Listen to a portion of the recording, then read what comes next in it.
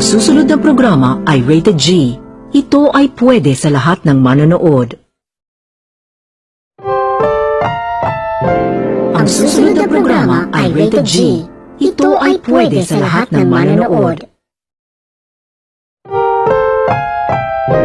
Ang susunod na programa ay rated G.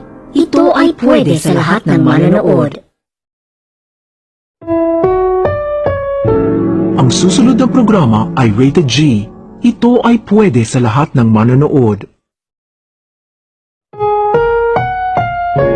Ang susunod na programa ay rated G. Ito ay pwede sa lahat ng manonood.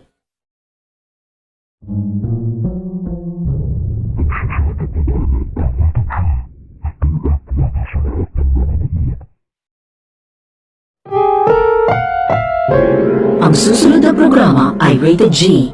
Ito ay pwede sa lahat ng manonood. Ang susunod na programa ay rated G. Ito ay pwede sa lahat ng manonood. Ang susunod na programa ay rated G. Ito ay pwede sa lahat ng manonood.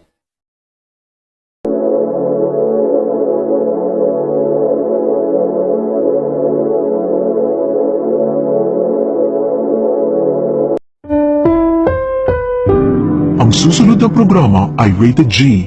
Ito ay pwede sa lahat ng manonood.